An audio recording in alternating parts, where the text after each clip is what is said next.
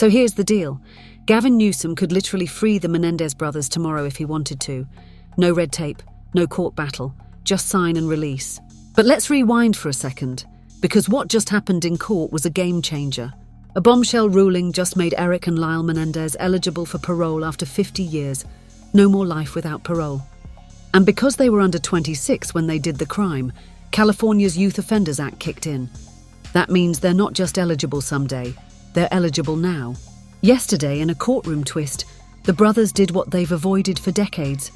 They finally took some real accountability. No excuses, no deflections. They said straight up, "We killed our parents, there's no excuse." That kind of statement, huge. It was one of the deciding factors in the judge's ruling. Up until now, their entire case leaned on past abuse and a self-defense claim. But now they're walking a different line, owning up to the crime while still keeping their legal appeals intact. But don't get it twisted. The headlines spinning this like a done deal are jumping the gun. The judge didn't reduce their convictions to manslaughter. That would have meant walking free immediately. Instead, the judge just handed the case off to the parole board. That board now decides whether these two walk out or not. Here's where things get sticky. Despite being model prisoners, the parole risk report said otherwise. Turns out the brothers were caught with illegal phones, drugs, and even helping inmates commit tax fraud. That's why they got hit with a moderate risk label.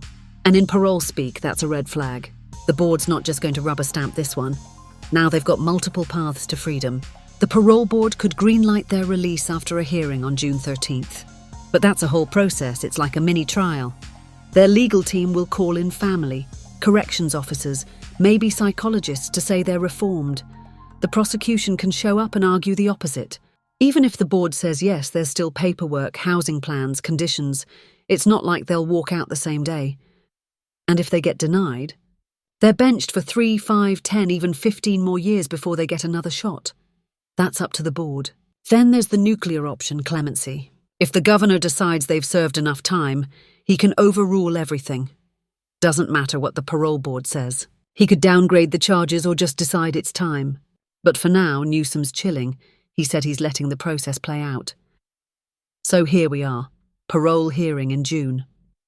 If they convince the panel they're no longer a threat, they could walk free this summer. But it's not that simple. They'll need a full reintegration plan where they'll live, work, and how they'll stay clean. Even a minor slip-up could send them straight back inside. What makes this case even crazier is the victim dynamic. Most times it's families fighting against,